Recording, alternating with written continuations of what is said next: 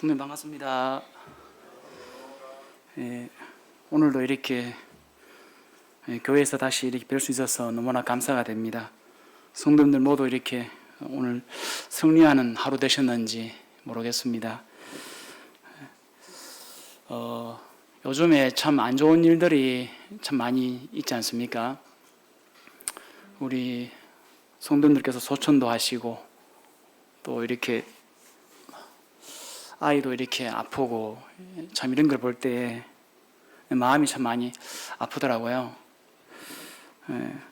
오늘 저희들이 다루는 주제가 이렇게 부활입니다.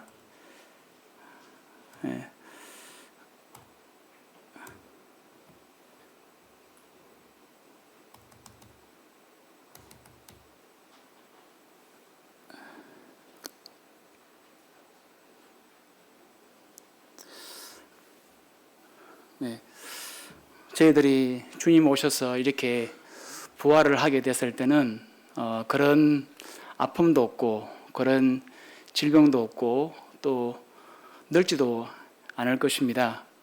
그런 부분들에 대해서 오늘 잠깐 교제하도록 하겠습니다. 지난주 시간에는 요한계시록에 나타난 주님의 재림을 이렇게 다루었습니다. 오늘은 그 두 번째 시간으로 성도의 부활을 조금 다루는 시간을 갖도록 하겠습니다. 제가 작년에 도쿄 올림픽을 할 때 우리나라하고 이렇게 일본하고 배구 시합을 하는 것을 제가 밤에 좀 보게 되었습니다. 근데 그 배구 시합이 너무 재밌는 거예요. 막상막하더라고요. 우리나라에는 이제 대표적으로 김연경이가 있다면 이렇게 또 일본에서는 조직력이 굉장히 강하더라고요. 이게 막상막하인 거예요, 막상막하. 근데 시간을 보니까 11시가 넘어가는 시간이더라고요. 12시가 다 돼 가는데 이게 어느 팀이 이길 줄 모르니까 저는 한국이 이기면 좋으니까요. 그래서 굉장히 이제 조바심을 가지고 보고 있는데 한 11시 반쯤 됐나? 저희 큰아들이 이렇게 거실에 딱 들어왔어요. 들어왔는데 이제 아빠가 뭔가를 보고 있으니까 아빠 뭐 보세요? 또 그러더라고요. 야, 이거 진짜 누가 이길지 모르겠다. 야, 이거 막상막하야. 우리 아들이 또 보더니 아빠 한국 이겼어요. 또 그러는 거예요. 그래서 저는 너무 황당해가지고 누가 그걸 어떻게 알아? 또 그러니까 아빠 이거 재방송이에요. 또 그러는 거야.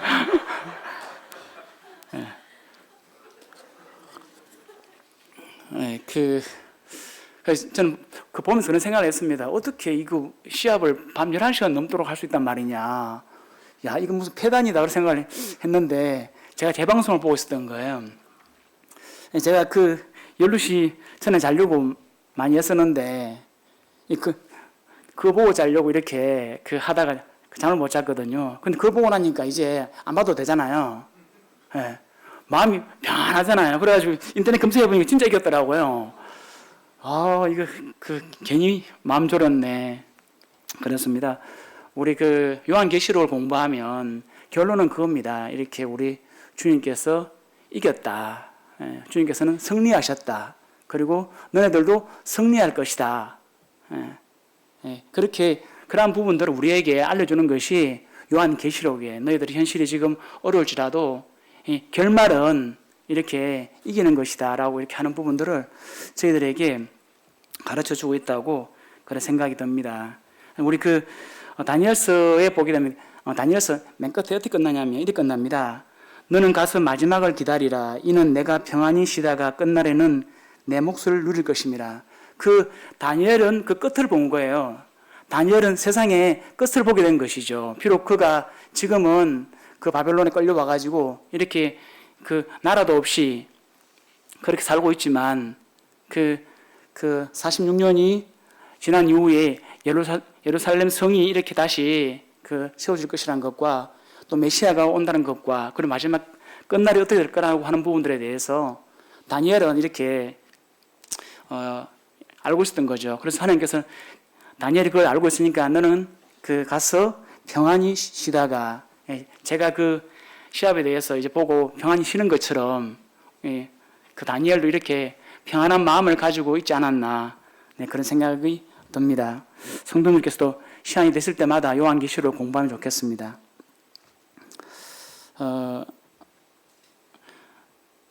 제가 사복음서를 이렇게 보는 중에요. 예수님의 행적을 이렇게 쭉 이렇게 요즘에 이렇게 찾아보고 이렇게 하고 있습니다. 하고 있는 예수님께서 유대인의 명절 때마다 이렇게 예루살렘 성전에 올라가지 않은 날이 없더라고요. 요한복음 7장에서는 육신의 형제들이 조롱하는 듯한 이런 말씀을 이렇게 예수님께서 들으셨음에도 불구하고 그 유대인의 명절에 올라가시거든요. 근데 그 예루살렘에서 그들이 제사 지내는 것과 그들이 예배 드리는 부분들을 보게 되면 하나님께서 기뻐하시는 예배, 하나님께서 받으시는 그런 예배는 결코 아니었는 것 같아요. 잘 아시다시피 예루살렘 성전 안에서는 이 무슨 도떼기 시장처럼 사고 파는 이런 거래가 이루어지고 있었고, 그들이 그 성전이 제사장들이라든지 바리새인들이라든지 사두개인이라든지 이런 서기관들을 비롯해가지고 이런 모든 사람들한테 하나의 어떤 이익을 챙기는 하나의 매개체, 그런 쪽으로 전락되어 있지 않았나 그런 생각이 듭니다. 그런데 예수님께서는 그 성전에 계속 올라가세요. 왜 올라가시냐면 하나님이시잖아요. 그들이 드리는 제사, 그들이 드리는 예배를 예수님께서 받으러 올라가신 거예요. 그런데 그들이 합당한 예배에 진정한 하나님께서 받으신 만한 그런 예배, 그 신령과 진정으로 드리는 그런 예배가 아닐지라도 그 자리에 예수님께서 이렇게 한 번도 올라가지 않으신 법이 없으시더라고요. 그들 가운데 정말 신령과 진정으로 드리는 예배 드리는 한두 명의 사람이 있었는지 모르겠어요. 또 있었겠죠. 근데 그들의 예배를 받기 위하셨는지 모르겠지만 예수님께서는 그 예루살렘 성전에 올라가셨거든요. 저는 그걸 보면서 그런 생각을 했어요. 우리가 매주 드리는 이 예배에 예수님께서 오신다는 거예요. 때로는 제 자신이 합당한 예배를 준비하지 못하고, 때로는 주님께서 기뻐하시는 예배를 준비하지 못했지만 그 자리에 예수님께서 오신다는 거죠. 그래서 우리가 생각할 때 이 하나님 앞에 드리는 예배를 참으로 중시해야 되겠다. 우리가 하나님 앞에 드리는 예배를 가볍게 보면 안 되겠다. 그 자리에 예수님께서 함께 하시니까요. 우리 가운데, 저는 비록 준비를 못했지만 우리 가운데 형제님이나 자매님들 중에서 정말 주님께서 기뻐하시는 그러한 예배를 준비를 해서 나오시는 분들이 있을 거 아니에요. 저나 성도님들 모두가 이렇게 예배를 중시하는 그런 분들이 되면 참 좋겠습니다. 여기에 성도의 부활에 관계되어 있는 부분이라서 제가 잠깐 설명을 드립니다. 그런데 저희들이 코로나 바이러스가 와가지고 우리 초기에 예배를 한 2달 정도 못 드렸잖아요. 주물했잖아요. 그런 부분도 생각하면 참 마음이 아프거든요. 이제 앞으로는 코로나보다 더 무서운 그런 것들이 온다 할지라도 우리 하나님 앞에서 예배 드리는 부분들에 대해서 결코 소홀히 했으면 안 되겠다 하는 생각을 하게 되었는데, 그 생각이 이 성도의 부활에 여기에 포함되어 가지고 나옵니다. 이 성도의 이 부활이라는 것은요, 이 기독교 안에서만 부활이 있습니다. 이 기독교를 벗어나면 그 어떤 종교도 부활을 다루는 종교는 없어요. 이 부활은 오직 성경 안에만 나오는 아주 신비로운 이야기입니다. 부활은 과학이 발달되면 발달돼 갈수록 부활을 이렇게 부인하는 사람들이 되게 많아요. 요즘에 교회에서는요, 십자가도 멀리하고 지옥도 멀리하고 부활도 멀리한다고 합니다. 그런데 우리가 그 부활을 부인한다는 것은요, 하나님의 능력을 부인하는 것이고 이 성경을 오해하는 거예요. 이 부활은 굉장히 중요한 겁니다. 우리 주님께서는 모든 성도님들이 이런 부활에 대해서 잘 알기를 원하세요. 형제들아, 자는 자들에 관하여는 너희가 알지 못함을 우리가 원하지 아니하노니 이는 소망 없는 다른 이와 같이 슬퍼하지 않게 하려 함이라. 우리가 예수께서 죽으셨다가 다시 살아나심을 믿을진데 이와 같이 예수 안에서 자는 자들도 하나님이 그와 함께 데리고 오시리라. 그러므로 이러한 말로 서로 위로하라. 예. 이 사도 바울은 부활에 대해서 굉장히 그 많은 시간을 투자해서 설명하고 있는데요. 사도 바울은 하나님의 경륜과 부활에 대해서 너무나도 잘 알고 있는 사람이었거든요. 그가 봤을 때 마치 죽어 있는 성도들은 자고 있는 것처럼 보였다고 생각을 해요.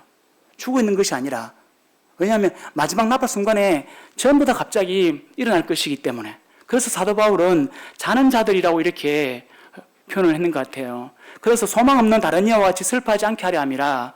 성도님들이 소천하시고 또 돌아가시고 생각지 못한 그런 것들이 죽음이 다가왔지만 슬퍼하지 마라. 우리에게는 부활이 있다. 그렇게 말씀하시는 것 같아요. 예수께서 죽으셨다가 다시 살아나심을 믿을진데 이와 같이 예수 안에서 자는 자들도 하나님이 그와 함께 다 깨워서 데려오겠다. 그 말씀이거든요. 항상 이런 말씀 뒤에는 위로의 말씀이 붙어요. 그러므로 이란 말로 서로 위로하라. 항상 위로하고 격려하는 그 말씀 앞에는요, 주님의 재림과 이런 부활에 관계된 말씀이 항상 나오거든요. 살아있는 성도님들이나 죽어있는 성도님들이나 모두 다 부활의 소망이 가장 중요한 것이고 가장 큰 것이거든요. 뿐만 아니라 제자들도 예수 안에서 죽은 자의 부활이 있다고 제자들도 이 부활의 중요성을 알고 가르치고 있었거든요. 부활은 반드시 있습니다. 왜 있냐면요, 이런 놀랍게 여기지 말라. 무덤 속에 있는 자가 다 그의 음성을 들을 때가 오나니 선한 일을 행한 자는 생명의 부활로, 악한 일을 행한 자는 심판의 부활로 나오리라. 예수님께서 직접 말씀하셨어요. 그가 예수 안에 있는 자이건 예수 안에 없는 자인 간에 전부 다 하나님께서 부활시키겠다는 거예요. 하나님께서, 예수님께서 직접 하신 그 이야기잖아요. 선한 일을 행한 자는 생명의 부활로, 악한 일을 행한 자는 심판의 부활로 나오리라고 했는데요. 여기서 선한 일을 행한 것이 무엇입니까? 성경에서 말하는 이 선은 우리가 알고 있는 그런 선의 개념이 아니잖아요. 여기서 선이라고 하는 것은 착한 일을 말하는 것이 아니에요. 이 하나님을 모르는 사람들 성경에 봤을 때 이렇게 선한 일이라 하니까 착한 일로 그려보시더라고요. 여기서 말하는 선은 그게 아니에요. 성경에서 말하는 선이라고 하는 것은요, 하나님의 뜻에 부합되면 그게 선이에요. 하나님의 뜻에 맞지 않으면 그것은 악한 일입니다. 이게 선의 기준이 사람이 아니라, 내가 아니라 하나님이에요, 하나님. 그래서 하나님의 뜻에 부합된 자는 생명의 부활로 그 부활하는 거예요. 우리가 알고 있는 일반적으로 착한 일, 그런 부분들 말하는 것은 아니에요. 그래서 이 선한 일이 무엇이냐? 예수 그리스도 안에 있는 것이거든요. 예수께서 이르실 때 나는 부활이요 생명이니 나를 믿는 자는 죽어도 살겠고 반드시 하나님께서 다시 살리겠다는 그 말씀이거든요. 뿐만 아니라 말세를 살아가는 우리가 혹시 살아서 예수님의 공중재림을 맞이한다며 무릇 살아서 나를 믿는 자는 영원히 죽지 아니하리라. 이 분명한 하나님의 약속이세요. 그래서 부활은 반드시 있습니다. 부활은 신약의 아주 중요한 가르침이에요. 신약 성경은 27권인데 그 27권 중에 이 부활을 다루지 않는 책은 단 한 권도 없습니다. 뿐만 아니라 신약 27권은 총 260장인데요. 260장 중에서 300번 이상 언급되고 있는 것이 부활입니다. 계속 이렇게 그 부활을 얘기하고 있습니다. 그리스도께서 죽은 자 가운데서 다시 살아나셨다 전파되었거늘 너희 중에서 어떤 사람들은 어찌하여 죽은 자 가운데서 부활이 없다 하느냐. 사도 바울이 말씀하고 있는 거예요. 왜 부활이 없다 하느냐. 만일 죽은 자의 부활이 없으면 그리스도도 다시 살아나지 못하셨으리라. 만일 죽은 자가 다시 살아나는 일이 없으면 하나님이 그리스도를 다시 살리지 아니하셨으리라. 예수님께서 부활하셨으니까 우리도 그와 같이 부활할 것이다. 이렇게 말씀하시는 거예요. 사망이 한 사람으로 말미암아 가지고 돌아온 것처럼 죽은 자의 부활도 한 사람 예수 그리스도를 통해서 올 것이다라고 이렇게 성경은 말씀하십니다. 뿐만 아니라요, 이 복음의 핵심이 부활이에요. 복음의 핵심이 부활. 항상 우리와 함께 다니던 사람 중에 하나를 세워 우리와 더불어 예수께서 부활하심을 증언할 사람이 되게 하여야 하리라 하거늘. 이게 그 가룟 유다가 죽고 난 이후에 12가 완전한 숫자잖아요. 한 명을 더 채워서 12명을 만들었는데 그 목적이 뭐냐? 예수께서 부활하심을 증언할 사람이라는 거예요. 예, 부활이 목적이라는 거죠. 부활을 증언하는 거. 그래서 사도들이 큰 권능으로 주 예수의 부활을 증언하니 무리가 큰 은혜를 받아. 그들이 전부 다 그 예수 그리스도의 부활에 대해서 증언하는 것이 바로 사도행전이에요. 그들이 죽은 자의 부활을 듣고 어떤 사람은 조롱도 하고 어떤 사람은 이 일에 대해 내 말을 다시 듣겠다고 하니 그들이 기다리는 바 하나님께 향한 소망을 나도 가졌으니 곧 의인과 악인의 부활이 있으리라. 우리는 부활에 대해서 분명한 것을 가지고 있어야 되고 알고 있어야 된다고 생각을 합니다. 그러면 부활의 정의가 뭘까요? 성경에서 말하는 부활은 무엇을 말하는 걸까요? 부활은 뭐냐면 다시 죽지 않는 것이에요. 이는 그리스도께서 죽은 자 가운데서 살아나셨음에 다시 죽지 아니하시고 사망이 다시 그를 주정하지 못할 줄을 알미로다. 사망이 쏘는 것. 이게 우리는 사망하고 아무 관계없는 거. 사망이 우리를 다스릴 수 없는 거. 사망이 우리를 어떻게 할 수 없는 거. 그것이 바로 부활이에요. 그래서 다시 죽을 수가 없는 거예요. 그러면 우리 신약에 나오는 회당장 야이로의 딸이라든지 나인성 과부의 아들이라든지 요한복음 11장에 나오는 나사로의 부활이라든지 구약의 사건들은 부활이에요, 부활이 아니에요? 이 사람들은 다 죽었잖아요. 그죠? 그러면 이들은 성경에서 말하는 부활이 아니에요. 그냥 다시 죽었다가 살아난 거예요. 이거는 엄밀하게 말하는 우리 예수님께서 말하고 사도 바울이 말하는 그 부활이 아니에요. 또 부활은 무엇이냐면 몸으로 부활하는 거예요. 몸으로. 지금 그 교회 다니는 사람들 물어보시면 이 몸으로 부활하는 부분들에 대해서 안 믿는 사람들이 대단히 많아요. 육의 몸으로 신고 신령한 몸으로 다시 살아나나니 육의 몸이 있은즉 또 영의 몸도 있느니라. 육의 몸이 있듯이 영도 형체가 있는 몸이 있다는 거예요. 우리가 흙에 속한 자의 형상을 입은 것 같이 또한 하늘에 속한 이의 형상을 입으리라. 하늘에 속한 그 형상이 또 있다는 거예요. 그 몸으로 우리가 부활한다는 거예요. 나팔 소리가 나면 죽은 자들이 썩지 아니할 것으로 다시 살아나고 우리도 변화되리라. 우리가 살아서 주님을 만난다면 우리도 같이 다시 죽지 아니하는 그 몸으로 변화된다는 거예요. 그는 만물을 자기에게 복종하게 하실 수 있는 자의 역사로 우리의 낮은 몸을 자기 영광의 몸의 형체와 같이 변하게 하는, 이것이 부활이에요. 다시 죽지 않고 몸으로 부활하는 것이, 그것이 진짜 부활이에요. 성경은 이러한 몸의 부활을 말씀하고 있습니다. 영의 부활을 우리에게 말씀하고 있는 것이 아니거든요.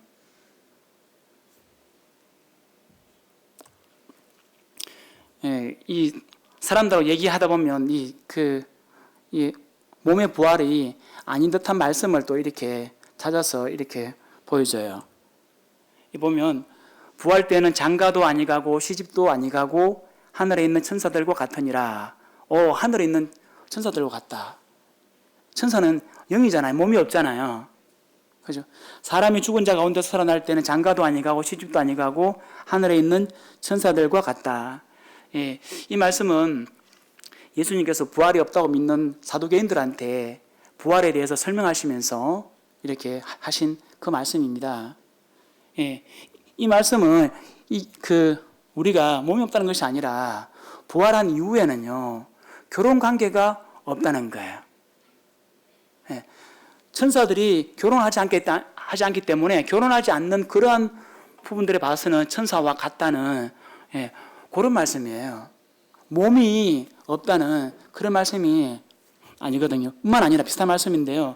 죽은 자 가운데서 부활함을 얻기에 합당히 여김을 받은 자들은 장가가고 시집가는 일이 없으며 그들은 다시 죽을 수도 없나니 이는 천사와 동등이요 부활의 자녀로서 하나님의 자녀임이라. 또한 그들이 죽지 않으니까, 지금까지 몸이 있었던 모든 생명체는 다 죽었는데 죽지 않으니까 몸이 없는 것이 아니냐. 네, 그게 아니고요. 이 죽음으로 인해서 생기는 빈 공간을 채우기 위해서 우리는 자녀를 출산하잖아요. 그런데 우리가 죽지 않으니까 그런 빈 공간이 생기지 않는 거예요. 그래서 자녀를 출산할 일이 없기 때문에 장가가고 시집가는 일이 없다는 그 뜻이에요.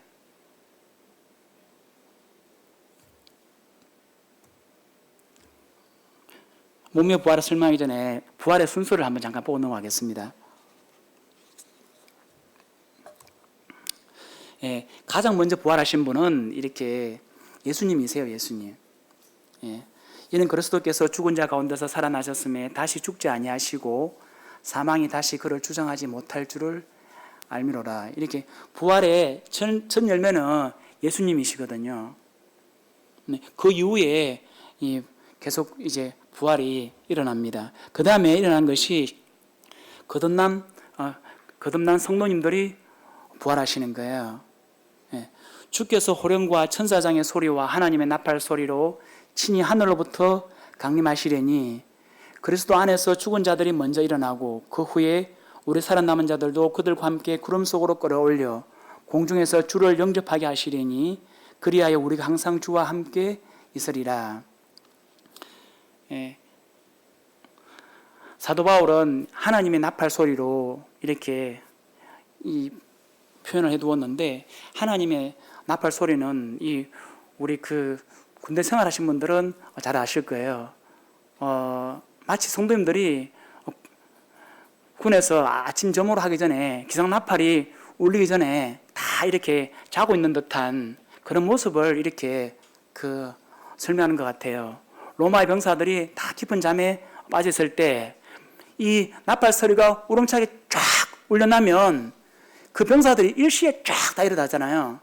우리 네오반에서 수십 명이 자고 있지만 그 조모의 나팔 소리와 함께 동시에 쫙 다 일어나잖아요. 그리고 빨리 이 모포를 개고 그난 뒤에 앞으로 점호를 취하기 위해서 쫙 뛰어나가잖아요. 네.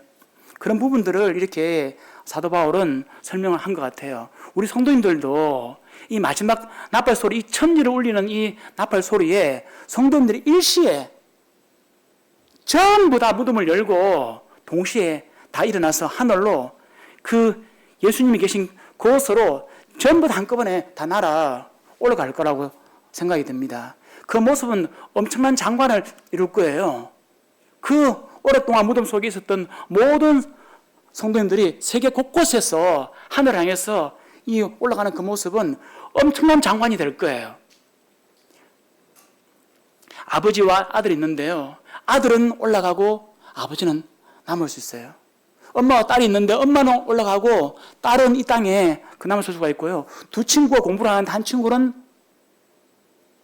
올라갈 수가 있고 한 친구는 땅에 남을 수가 있는 거예요. 직장에서 일을 하는데 나는 올라가고 쟤는 남고, 이러한 일들이 분명히 일어날 거예요. 하나님께서 그렇게 말씀하고 계시잖아요. 뿐만 아니라 땅의 티끌 가운데서 자는 자 중에서 많은 사람이 깨어나 영생을 받는 자도 있겠고 수치를 당하여서 영원히 부끄러움을 당할 자도 있을 것이며 다니엘서 12장인데요. 이 구약 시대에도 구원받았던 성도님들로 다 깨어날 거예요. 동시에 전부 다 그 마지막 나팔 소리에 이렇게 일어나서 하늘로 올라갈 것인데요. 그러나 세상은요, 무관심할 겁니다. 예수님께서 이렇게 초림 때 구유에 이렇게 태어나셨을 때 이 천군 천사들이 찬양하고 이렇게 했잖아요. 그런데 그것을 아는 사람은 몇 명 없었거든요. 우리 주님께서 공경전에 하실 때 성도들에게만 이렇게 알고 세상 사람들은 무관심할 거예요.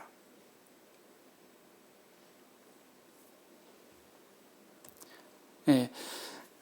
첫 번째, 잠자는 성도님들이 순수를 보게 되면요, 잠자는 성도님들이 부활하세요. 이 구약과 신약 성도님들이 동시에 이렇게 부활을 해서 주님께로 달려 올라갈 것입니다. 두 번째는 살아있는 성도님들, 이 변화를 입을 거예요. 근데 이 순서상 잠자는 성도님들의 부활이 먼저지만 이것은 거의 동시에 일어난다고 이렇게 봐집니다. 그리고 그 7년 대환란기에 순교했던 성도님들이 7년 뒤에 공경제를 읽고 난 이후에 7년 뒤에 대환란기에 순교당했던 그분들이 일어나는데 요한계시록에서는 이 부활을 첫째 부활이라고 하더라고요. 공경제를 해가지고 성도님들이 부활하는 그 부분들에 대해서는 이 요한계시록에서는 나와 있지 않더라고요. 요한계시록 이 부분들이 왜 나와 있지 않느냐 생각을 해봤는데 이미 앞에서 요한복음이나 그리고 이제 사도 바울을 통해서 계속 반복되고 언급되기 때문에 요한계시록에 대해서 이렇게 더 이상 기록하지 않았나 생각이 듭니다. 우리 요한계시록에 이제 그 가게 되면 새하늘과 새 땅이 나오잖아요. 그리고 거룩한 성 예루살렘 내려오잖아요. 근데 거기에 대한 설명이 그렇게 많이 없어요. 그래서 참 궁금하더라고요. 그래서 왜 없을까 이런 부분도 생각을 해보게 됐는데 우리가 성경에 기록된 그 이상을 알려고 하는 것은 잘못된 것 같아요. 성경에 나와 있는 그 부분만 저희들이 알면 되는데 그러면서 제가 창세기를 한번 펴봤습니다. 창세기 1장을 폈는데 하나님께서는 이 온 우주와 지구를 만들었잖아요. 만들었는데 하나님께서는 이 우리가 지금 뭐 해외 여행을 해보신 분들, 여행 좋아하시는 분들은 아시겠지만 이 지구는 참 아름다운 곳이잖아요. 그리고 지구를 주변에 이 우주가 얼마나 놀랍고 신비로워요. 그런데 창세기 1장 1절에 간단하게 나와 있어요. 태초에 하나님이 천지를 창조하시니라. 그리고 그 나머지 6일 동안의 창조를 간략하게 나와 있잖아요. 우리는 아마 그 궁금증을 가지고 주님 나라에 가게 되면 아마 엄청나게 놀랄 것 같아요. 우리가 이 세상을 보고도 평생 감동하면서 살아가는데 주님의 나라는 아마 이 참 말로 담을 수 없는 그런 곳이 아니겠는가 생각이 듭니다. 그래서 보게 되면 목배임을 당한 자들의 영혼들과 그들의 이마와 손에 그의 표를 받지 아니하는 자들이 살아서 그리스도와 더불어 천년 동안 왕노릇하니 이는 첫째 부활이라. 요한계시록 20장에 첫째 부활이 이래 나와 있습니다. 그래서 첫째 부활은 성도님들의 부활이 아니고 7년 동안 7년 대환란기에 순교당했던 성도님들이 일어나는 그 부활인데 여기서 보시면 목배임을 당한 자들 그 나와 있지 않습니까? 그렇죠? 또 이마와 손에 그의 표를 받지 아니한 자들이 살아서 이게 부활이거든요. 그리고 그 다음에 불신자들의 부활이 있습니다. 아까 생명의 부활과 심판의 부활이라고 요한복음 5장에서 예수님께서 말씀하셨잖아요. 그 나머지 죽은 자들은 그 천년이 차기까지 살지 못하더라. 이는 첫째 부활이라. 첫째 부활을 설명하시면서 이 갈로를 쳐가지고 이렇게 설명하고 있는데요. 이 불신자들의 부활은요, 7년 후가 아니라 7년부터 1000년 뒤에 그 부활이 일어납니다. 저희들이 부활하는 그 시기와 성도들이 부활하는 그 시기와 불신자들이 부활하는 시기가 달라요. 그 시간 차이가 1000년이 벌어집니다. 1000년. 바다가 그 가운데서 죽은 자들을 내주고 또 사망과 엄부도 그 가운데서 죽은 자들을 내주매 각 사람이 자기 행위대로 심판을 받고 사망과 엄부도 불못에 던져지니 이것은 둘째 사망 곧 불못이라. 이렇게 다 내주잖아요. 이게 바로 그 둘째 부활인데 요한계시록에서는 둘째 부활이라고 표현을 쓰지 않더라고요. 부활은 생명을 의미하거든요. 근데 이거는 멸망이잖아요. 이거는 지옥이잖아요. 이거는 심판이잖아요. 그래서 뭐냐면 둘째 사망 곧 불못이라 이렇게 불못이라고 표현되어 있더라고요. 그래서 부활이라고 하는 단어는 성도들에게 적합한 단어라고 봐집니다. 이제 부활한 몸은 어떤 몸일까요? 저희들이 몸으로 부활한다고 했잖아요. 그 부활했는 그 몸은 어떤 몸일까요? 그 몸을 제가 한번 찾아봤습니다. 사랑하는 자들아, 우리가 지금은 하나님의 자녀라. 장래에 어떻게 될지는 아직 나타나지 아니하였으나 그가 나타나시면 우리와 그와 같을 줄을 아는 것은 그의 참모습 그대로 볼 것이기 때문에 우리의 부활한 몸이요, 예수님의 부활한 모습과도 같다는 거예요. 그는 만물을 자기에게 복종하게 하실 수 있는 자의 역사로 우리의 낮은 몸을 자기 영광의 몸의 형체와 같이 변하게 하시리라. 우리의 몸이 그 영광스러운 예수님의 몸처럼 되고 닮았다는 거예요. 그래서 이 몸은요, 예수님 몸과도 같은 그런 신령한 몸으로 바뀌는 거예요. 그러면 예수님께서 어떤 몸을 가졌을까요? 부활한 이후에. 예. 예수님의 몸은요, 지금의 몸과 완전히 다르지만요, 만질 수 있는 몸이었어요. 이게 부활한 몸은요, 우리가 지금 가지고 있는 이 몸과 굉장히 깊은 유사성을 가지고 있는 것 같아요. 그리고 이거와 굉장히 이 몸과 계속적으로 이렇게 계속성이 있는 것 같아요. 그들이 놀라고 무서워하여 그 보는 것을 영으로 생각하는지라. 내 손과 발을 보고 나인 줄 알라. 또 나를 만져보라. 예수님께서 나를 만져보라고 하시잖아요. 예수님께서 지금 이 모습은 부활하신 이후에 그 모습이잖아요. 영은 살과 뼈가 없어되 너희 보는 바와 같이 나는 있느니라. 귀신처럼 영처럼 그런 게 아니라는 거예요. 우리의 이해 폭은 제한되어 있지만은 분명히 이건 몸이 있는 거예요. 뼈와 살이 있는 그 몸이라는 거예요. 도마에 이르시되 내 손가락을 이리로 내밀어 내 손을 보고 내 손을 내밀어 내 옆구리에 넣어보라. 그래야 믿음 없는 자가 되지 말고 믿는 자가 되라. 옆구리에 넣어보라 하시잖아요. 또 뿐만 아니라 예수께서 그들을 만나 이르시되 평안하냐 하시거늘 여자들이 나아가 그 발을 붙잡고 경배하니, 이 여인들이 예수님의 발을 붙잡고 경배를 했어요. 이 몸은 우리가 만질 수 있는 그 몸인 것은 분명한 것 같아요. 또 이 몸은 우리 몸과 다르지만 먹을 수 있는 몸인 것 같아요. 이 말씀을 하시고 손과 발을 보이시나 그들이 너무 기뻐함으로 아직도 믿지 못하고 놀랍게 여길 때에 이르시되 여기 무슨 먹을 것이 있느냐 하시니 이에 구운 생선 한 토막을 드리니 받아사 그 앞에서 잡수시더라. 놀랍지 않습니까?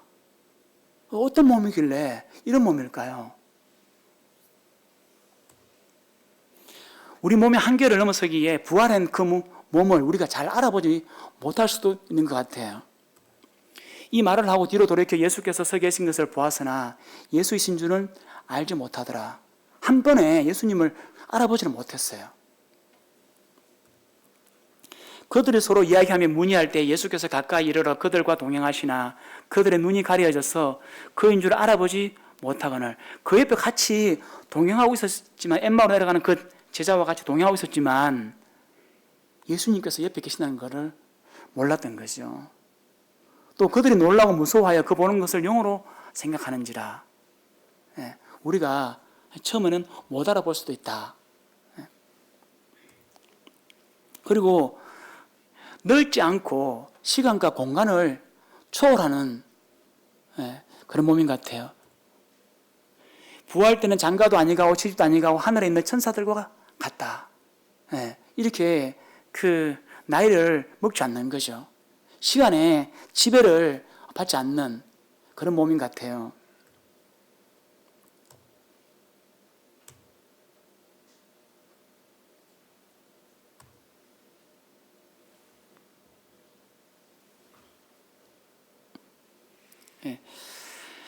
이날 곧 안식 후 첫날 저녁 때 제자들이 유대인들을 두려워하여 모인 곳에 문을 닫았더니 예수께서 오사 가운데 서서 이르시되 너희에게 평강이 있을지어다. 이 문을 그냥 열지 않고 스며들듯이 통과하시잖아요. 그들의 눈이 밝아져 그인 줄 알아보더니 예수는 그들에게 보이지 아니하더라.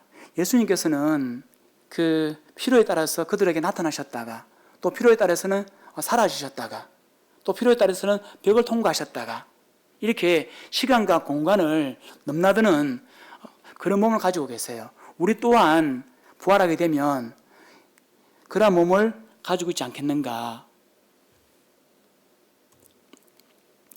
또 하늘에 속한 형상을 입은 신령한 몸인데요. 우리가 흙에 속한 자의 형상을 입은 것 같이 또한 하늘에 속한 이의 형상을 입으리라. 이것은 하늘에 속한 것이라 하는데요. 죽은 자의 부활도 그와 같으니 썩을 것으로 심고 썩지 아니할 것으로 다시 살아나며 욕된 것으로 심고 영광스러운 것으로 다시 살아나며 약한 것으로 심고 강한 것으로 다시 살아나며 육의 몸으로 심고 신령한 것으로 다시 살아나니 육의 몸이 있은즉 또 영의 몸이 있느니라. 그 몸은 다시 썩지 않는 몸이에요. 그 몸은 영광스러운 몸이에요. 그 몸은 강한 몸이에요. 그 몸은 신령한 몸이에요. 그 몸은 하늘에서 살기에 아주 적합한 몸이에요. 그 하늘에서 영원토록 하나님을 경배하더라도 지치지 않는 강한 몸이에요. 영원토록 성도를 섬기고 하나님을 경배하고 살아갈지라도 병들지 않는 몸이에요. 지루해하지 않는 몸이에요. 하늘에 살기에 적합하게 되어 있는 그 몸이 부활한 그 몸이에요. 그들 앞에서 변형돼서 그 얼굴이 해같이 빛나며 옷이 빛과 같이 휘어졌더라. 그 모습을 우리 주님께서는 그 제자들에게 보여주신 거예요. 그래서 이 부활한 몸은요, 하늘에 살기에 아주 적합한 몸이다. 이 몸이 바로 저희들이 부활한 그 몸인데요. 이러한 몸으로 저희들이 분명히 변화될 거예요. 이 모든 것은요, 주님의 공중 재림 때에 일어날 것입니다. 죽은 자들이 다시 살아나고요, 살아있는 자들은 예수님 몸처럼 변화될 것이고요, 성도님들의 몸이 구속받고 복되고 소망스러운 그런 날이 될 것이에요. 예수께서 이르시되 나는 부활이요 생명이니 나를 믿는 자는 죽어도 살겠고 물어 살아서 나를 믿는 자는 영원히 죽지 아니하리라. 예수님께서 하신 약속이에요.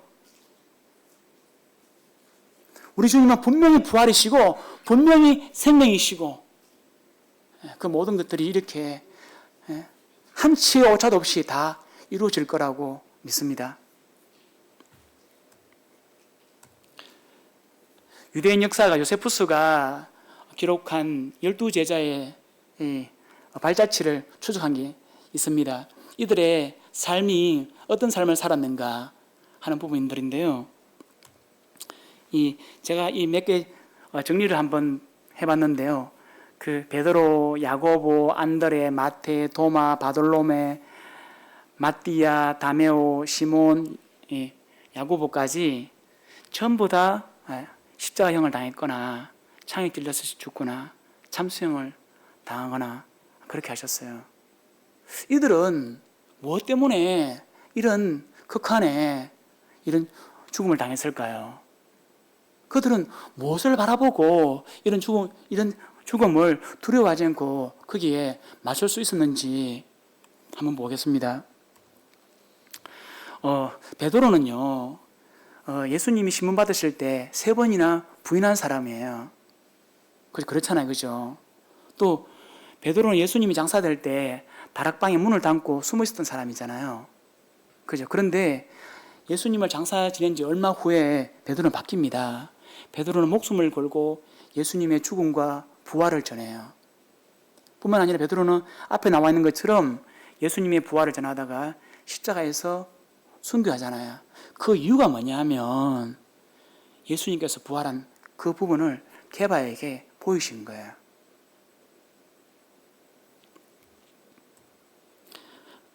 야고보 한번 보겠습니다. 야고보는 육신의 예수님의 친동생인데요. 요한복음 7장에 보게 되면 이 예수님을 조롱하는 듯한 그런 표현이 요한복음 7장에 나오거든요.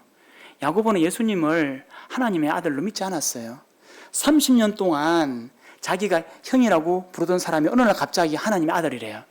믿겠습니까? 안 믿을 거 아니에요. 그러나 분명히 예수님이 뛰어난 선지자임에 자기는 생각을 했지만 그분이 하나님의 아들이라고는 생각을 분명히 못했을 거예요. 절대로 못 믿었을 거예요. 그런데 예수님께서 돌아가시고 장사낸 지 얼마 후에 사도행전 15장에 보게 되면 예루살렘 교회의 지도자로 야고보가 등장을 해요. 육신의 친형에 대해서 야고보서에서는요, 주 예수 그리스도의 종 야고보라고 표현을 해요. 이제는 예수 그리스도 메시아 하나님의 아들로 그 야고보가 인정하고 있는 거예요. 이제는 육신의 형이 아니라 예수 그리스도가 하나님의 아들이었다는 것을 그가 깨닫고 야고보는 예수님을 전하다가 돌에 맞아 죽었어요. 왜 그랬을까요? 역시 예수님께서 야고보에게 나타나신 거예요.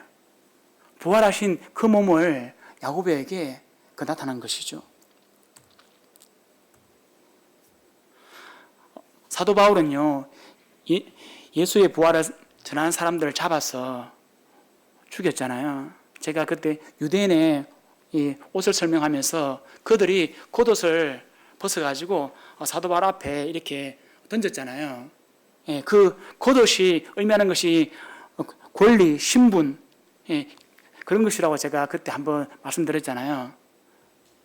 이 사도 바울은 그렇게 성도를 죽였던 사람이에요. 이 교회를 파괴하고 그랬던 사람이잖아요. 그런데 다메섹 도상에서 예수님을 사도 바울은 만났습니다. 만난 이후에 온 유럽과 아시아에 사도 바울은 복음을 전했잖아요. 신약 성경의 3분의 1을 그가 기록했잖아요. 그리고 그는 이 네로 황제 때 순교했잖아요. 사도 바울은 순교하는 그날 참수형을 받으러 가는데 굉장히 즐거운 모습으로 이렇게 걸어갔답니다. 마치 고향집으로 걸어가는 그 모습으로 즐겁게 그 참수형을 받으러 갔다고 하더라고요. 기록되어 있기를. 그래서 보면 이 모든 이유가 무엇이냐. 맨 나중엔 내게도 보이셨느니라. 이렇게 예수님께서는 그들에게 부활된 모습을 보여주면서 그들도 부활할 것임을, 여기서 이 땅에서 이것이 끝나는 것이 아니라 우리가 생각하는 그 이상의 한계를 뛰어넘는 그 부활한 세상이 있을 것을 우리에게 알려주셨기 때문에 이들은, 이 예수님의 제자들은 자기의 목숨을 초계처럼 던질 수 있었다고 봐지거든요. 이 데린쿠에라고 제가 지난주에 얘기했는데 저희 아들이 이렇게 찍은 사진입니다. 터키에 가면 이렇게 그 데린쿠요라고 하는 말이 지하도시라고 합니다. 지하도시. 그리고 여기 보면 그 언더그라운드 시티라고 되어 있지 않습니까? 근데 이 데린쿠요라고 하는 말 뜻은 이 깊은 우물이라고 하는데요. 이 굴 속이 어떻게 생기냐면 이렇게 생겨 있습니다. 깊이가 지하 100m를 넘어가는데 정확하게 밝혀진 것은 아니고 이렇게 지하에다가 이렇게 땅을 파서 살고 있었는데요. 요 위에 보시면 집들 있잖아요. 이런 집에, 평범한 집에 살지 못하고 이런 땅 속에서 그들은 살았던 거예요. 그들은 이렇게 황제 숭배에 할 때 있어서 한번 숭배하면 끝나는 거잖아요. 그런데 이분들은 그런 것에 대해서 타협하지 않았다는 거죠. 그분들은 이러한 삶을 살지라도 결코 거기에 굴복하지 않겠다는 것이거든요. 여기에 적게는 5,000명, 많게는 2만 명이 살았답니다. 이들은 사람다운 삶을 살지 못하면서 하나님을, 이 사람다운 삶을 살지 못하더라도 하나님을 섬기겠다. 그런 부분들이거든요. 이걸 입구로 보기, 이게 그 안에 들어가 있는 그 굴입니다, 굴. 이 안에는요, 이렇게 여러 갈래 굴이 있어가지고 지금도 그 얼마나 큰지 알 수가 없답니다. 그들 속에 보게 되면 양도 키우고요. 그 위에 보게 되면 이렇게 이 홀도 있습니다. 예배 드릴 수 있는 곳. 그리고 살고 동물도 키우고, 그리고 우물도 있고. 이 사람들은 왜 이런 삶을 살았을까요?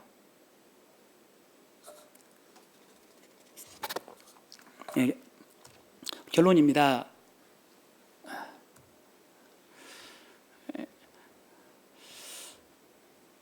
여자들은 자기의 죽은 자들을 부활로 받아들이기도 하며 또 어떤 이들은 더 좋은 부활을 얻고자 하여 심한 고문을 받되 구차히 풀려나기를 원하지도 아니하였으며 또 어떤 이들은 조롱과 채찍질 뿐 아니라 결박과 옥에 갇히는 시련도 받았으며 돌로 치는 것과 톱으로 켜는 것과 시험과 칼로 죽임을 당하고 양과 염소의 가죽을 입고 유리하여 궁핍과 환난과 확대를 받았으니 이런 사람은 세상이 감당하지 못하느니라.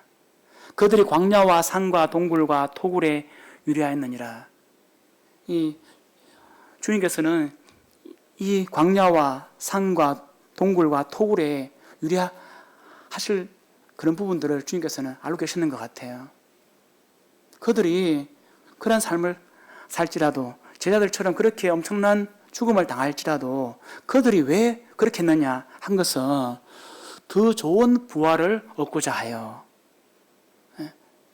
이 짧은 세상에서 그들의 소망이 있는 것이 아니라 부활에 그들은 모든 소망을 다 걸었다는 거예요.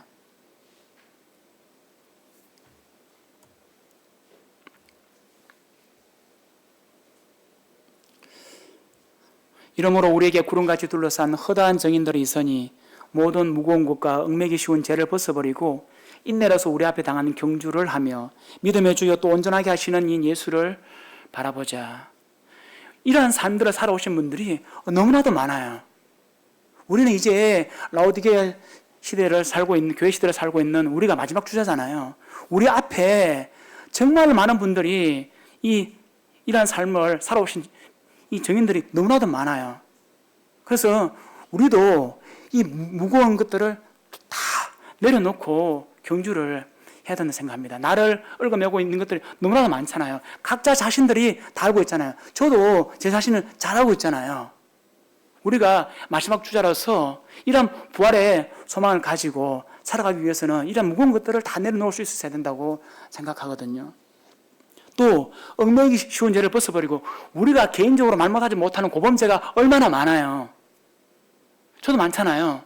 게으른 것도 있고 나태한 것도 해서는 안 될 것도 있고 얼마나 많아요. 근데 그게 잘 안 되거든.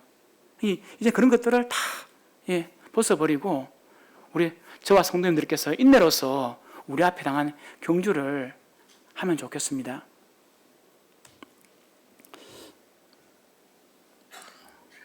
믿음 있는 곳에는 역사가 있습니다. 역사. 그렇잖아요. 역사가 없으면 믿음이 없는 거거든요. 사랑이 있으면 수고가 있습니다. 사랑한다고 하는데 수고하지 않는다. 사랑하지 않는 거예요. 사랑한다면, 예수님의 사랑을 가지고 있다면 그가 섬겨야 되고 수고할 수 있어야 되는 거거든요. 수고함이 없다면 그 부분에 대해서 한 번 더 생각을 해보셔야 되는 거예요. 소망은 인내를 만드는 거예요. 이런 어려움들, 이런 것들을 다 극복할 수 있는 인내. 그래서 저와 성도님들이 인내로서 우리 앞에 당한 경주를 잘 감당하길 바라겠습니다. 우리가 부활의 소망을 가지고, 이게 종교가 아닌데 이게 생명의 부활의 소망, 이런 부분들을 가지고 성도님들과 저가 경주를 잘 감당하기를 바라겠습니다. 이상입니다. 마치겠습니다.